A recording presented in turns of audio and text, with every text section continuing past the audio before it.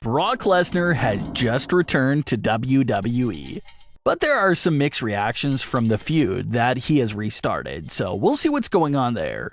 The latest on Alexa Bliss and Liv Morgan, and much more. Let's start things off with arguably the biggest WWE return this summer so far, and that's Brock Lesnar.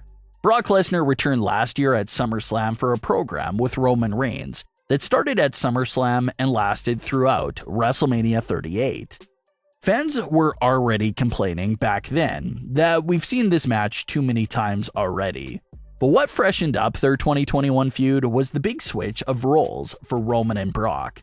Before 2021, their previous few meetings always featured Brock Lesnar as the heel and Roman Reigns as the babyface. So 2021 was the first time that Roman was the heel and Brock was the babyface. So it was a complete flip of the usual roles we usually see the men with each other, so that's what played a big role in shaking things up. They also had the big double crossover story with Paul Heyman where he returned on Roman, but then later turned on Brock Lesnar as well. Things did get a bit hectic and goofy along the way, especially with how Brock Lesnar was magically inserted into the Royal Rumble at the last second. Used that opportunity to face Roman Reigns at WrestleMania, but also found a way to re-enter the WWE title picture on Raw, all at the same time. All of that was obviously done to set up the big world title unification match at WrestleMania 38. Considering the magnitude of this WrestleMania 38 match, the first world title unification match in several years, fans assumed that this was the grand finale of their 7-year feud. A big title unification match, Roman defeats Brock Lesnar in this match and ends it off for good with what WWE was labeling as the biggest WrestleMania match of all time. What a perfect end to the story. Roman would continue to take on new challengers, while maybe Brock Lesnar looks for some new big opponents as well.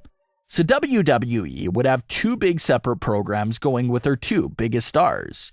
But as we saw on Smackdown, everything we just talked about right now turned out to be wrong. WrestleMania 38 wasn't the grand finale of their feud, and Roman and Brock will be having, yet again, another singles world title match. And now, fans are starting to really feel the slight repetitiveness. It will be their 7th world title singles match in a pay-per-view, and their 9th total match together. Obviously, this doesn't seem like it was WWE's original plan. It looks like Randy Orton was Roman Reigns' planned opponent for SummerSlam. But when it was announced that Randy Orton would need back surgery, that will keep him out of action until 2023. It looks like Brock Lesnar was WWE's one and only fallback option. Some fans commented that this is just the state of the WWE main event scene right now. There's barely any credible challengers left that are credible enough for Roman Reigns. Some fans have suggested Drew McIntyre for SummerSlam, but that's not possible because Drew may be getting his title match at September's Clash at the Castle. Some fans suggested Bobby Lashley for Roman Reigns, and that's a great pick, why not? Bobby Lashley was sorta caught up in the middle between Roman and Brock earlier in the year. He faced Brock, but he never faced Roman. Lashley was also the WWE champion and lost his title without even competing in that chamber match. So realistically speaking, Bobby Lashley had a very good case to be owed a world title match for the title that he never lost. Roman versus Bobby would have been interesting, but due to the lack of main event talent, WWE just reverted to Brock versus Roman again, without much of an explanation. Brock Lesnar is great, it's wonderful to have him back. There's not many superstars that are more entertaining than him.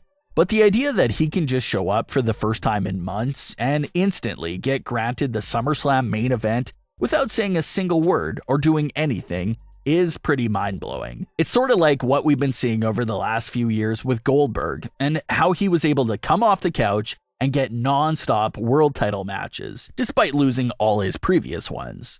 So you don't want to get Brock Lesnar to the point where he's returning time and time again for world title matches just to lose.